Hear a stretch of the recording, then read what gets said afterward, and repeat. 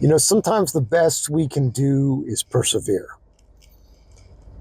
I talk a lot about thriving in my book and my online commentary, but there are periods in life when stuff just doesn't work, when life interrupts. In the past 12 months, I've had two automobile accidents.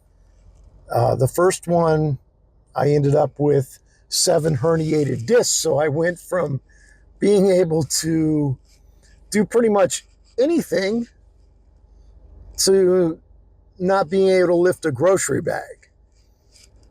It's impacted my life in ways that I wouldn't have imagined. I've never had an injury like this before, and it takes a lot of work just in the morning to get me going again.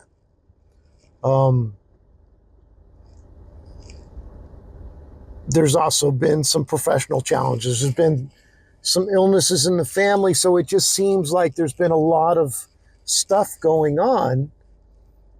And every once in a while, I'll get a week like this week where it's really tough to get up in the morning for that 6 a.m. workout.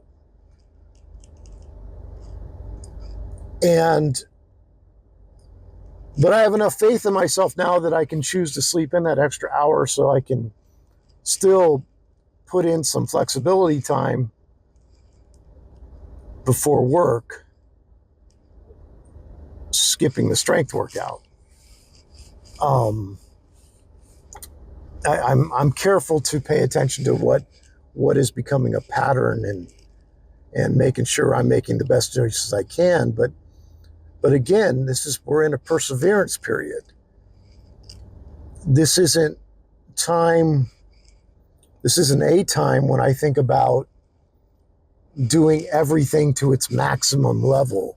This is more, what can I do to hold on? And sometimes that's okay. You know, we don't operate in a vacuum. Our lives are complicated.